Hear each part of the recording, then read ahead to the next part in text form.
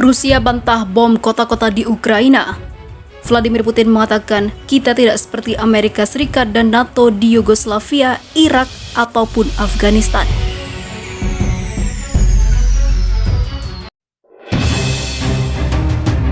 Hurrah!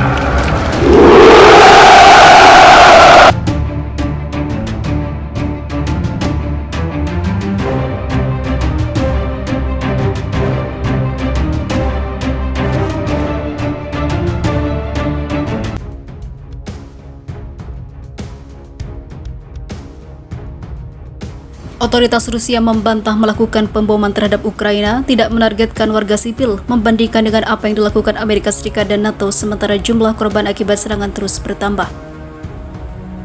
Invasi yang selama lebih dari sebulan yang terbesar di negara barat sejak Perang Dunia Kedua telah menyebabkan lebih dari 30 atau 3,8 juta orang mengungsi ke luar negeri.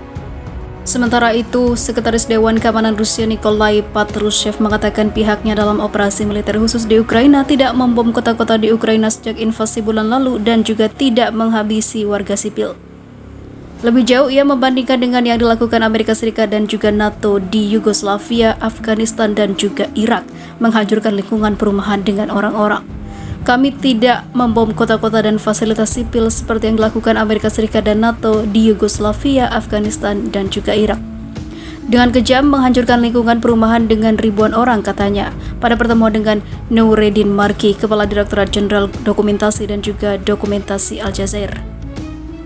Patrushev menjelaskan bahwa sebagai bagian dari operasi militer khusus, serangan termasuk senjata presisi tinggi dilakukan terhadap benteng utama, lapangan udara, tempat penyimpanan senjata, dan juga akumulasi peralatan militer tentara Ukraina. Diberitakan sebelumnya, sejumlah kota di Ukraina mengklaim mengalami pemboman oleh Rusia, misalnya Mariupol, kota strategis yang dikepung Rusia dalam usahanya untuk menguasai kota tersebut. Sementara itu diketahui Mariupol secara luas dipandang sebagai hadiah strategis karena menguasainya dapat memungkinkan Rusia untuk membuat jembatan darat antara Crimea yang dianeksasi oleh Moskow pada tahun 2014 dan juga dua kantong separatis di Ukraina Timur.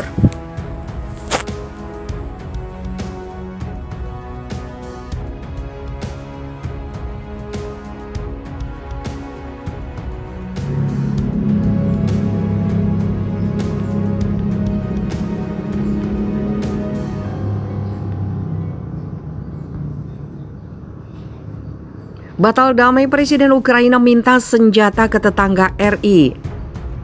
Pemerintah Australia memutuskan untuk memberikan bantuan peralatan perang senilai 25 juta US dollar atau setara 36 miliar rupiah kepada Ukraina. Hal ini dilakukan pasca panggilan telepon antara parlemen Canberra dengan Presiden Ukraina Volodymyr Zelensky. Mengutip ABG News Australia, bantuan yang kali ini diberikan itu mencakup bantuan militer defensif termasuk sistem radar serta makanan dan pasokan medis. Dengan bantuan terbaru itu, total bantuan yang telah diberikan negeri Kangguru kepada Ukraina dalam menghadapi serangan Rusia bertambah menjadi 116 juta US dollar. Zelensky adalah singa demokrasi dan Australia akan terus mendukung Ukraina untuk perjuangan bertahan hidup. Ya, Anda mendapatkan doa kami, tetapi Anda juga memiliki senjata kami, bantuan militer kami, kata Perdana Menteri Australia Scott Morrison. Langkah ini sendiri diambil Australia setelah negara itu menerapkan tarif 35% pada semua impor dari Rusia dan Belarus demi meningkatkan sanksi ekonomi dalam menanggapi serangan Presiden Rusia Vladimir Putin ke Ukraina.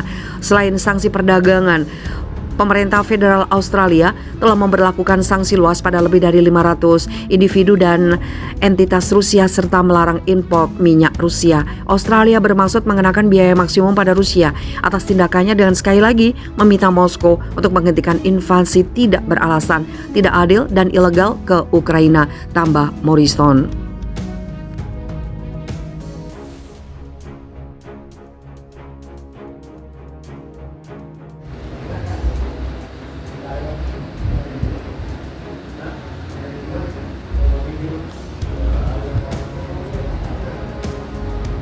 Wilayah Donetsk, Luhansk, Ukraina umumkan ingin gabung Rusia. Republik Rakyat Donetsk, kelompok separatis yang menguasai Donetsk di timur Ukraina, menyatakan ingin bergabung dengan Rusia. Pemimpin Republik Rakyat Donetsk, Denis Pushilin, menuturkan wilayahnya mempertimbangkan bergabung dengan Rusia ketika Moskow berhasil menduduki seluruh wilayahnya. Mengenai bergabung dengan Federasi Rusia seperti keinginan dan aspirasi, kami memang telah berkeinginan untuk bergabung dengan wilayah Rusia jika dilacak sejak 2014 lalu, kata Pushilin kepada kantor berita Donetsk. Tapi sekarang PR utamanya adalah mencapai batas konstitusional Republik ini. Kemudian kami akan menentukan itu, paparnya menambahkan. Dikutip Reuters, pernyataan Pushilin itu muncul 2 hari setelah pemimpin wilayah separatis lainnya, Luhansk, berencana menggelar referendum untuk bergabung dengan Rusia. Kiev mengatakan referendum seperti itu tidak memiliki dasar hukum, hanya akan memicu tanggapan keras internasional. 3 hari sebelum melancarkan invasi ke Ukraina pada 24 Februari lalu, Presiden Rusia Vladimir Putin bahkan mengakui Luhansk dan Donetsk sebagai negara merdeka. Warga di timur Ukraina, terutama Donetsk dan Luhansk, memang dikenal lebih dekat dengan kultur Rusia. Sebagian besar warga bahkan fasih berbicara bahasa Rusia. Faktor kedekatan itu pun dijadikan dalih oleh Presiden Putin untuk menginvasi Ukraina, terutama wilayah Donbas yang menaungi Donetsk dan Luhansk. Putin berdalih Rusia harus melancarkan operasi militer khusus ke wilayah timur Ukraina demi menyelamatkan warga di sana dari dugaan genosida dan diskriminasi, terutama warga yang berbahasa Rusia. Selama ini Rusia juga dikabarkan telah memberikan status kewarganegaraan bagi banyak warga di Donetsk dan Luhansk.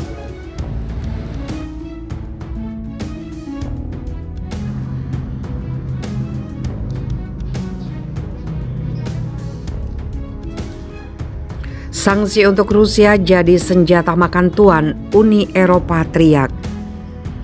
Wacana penghentian aliran gas dari Rusia ke sejumlah wilayah Eropa membuat beberapa negara khawatir. Pasalnya, benua biru dianggap tidak akan mampu memenuhi pasokannya tanpa aliran dari negeri beruang merah.